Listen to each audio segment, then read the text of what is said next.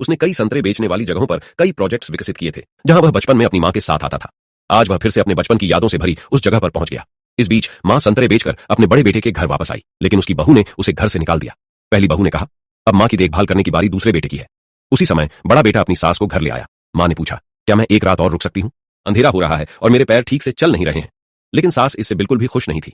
अपनी सास को नाराज न करने के लिए बड़े बेटे ने मां को दूसरे बेटे के घर जाने के लिए मना लिया, क्योंकि वह पहले ही 30 दिन उसके साथ रह चुकी थी। बहू ने तुरंत मां से कहा, अब आपको यहां से तुरंत जाना होगा, और फिर अपने पति को अंदर खींच लिया, जिससे मां आंगन में अकेली रह गई। और कोई रास्ता न देखते हुए मां ने अपना सामान बांधा और अपने दूसरे बेटे को खोजने के लिए शहर चली गई। दूसरा बेटा अपनी प्रेमिका के साथ था। तभी दरवाजे पर दस्तक हुई। उसने दरवाजा खोला और मां को देखकर चौंक गया।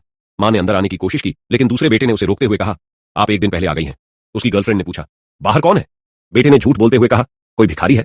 उसने अपनी मां को बाहर धकेल दिया और फिर दयनीय दिखते हुए बोला, शहर में गर्लफ्रेंड मिलना कितना मुश्किल है। अगर उसके परिवार को मेरी पृष्ठभूमि के बारे में पता चल गया तो वे जरूर हमारे रिश्ते का विरोध करेंगे।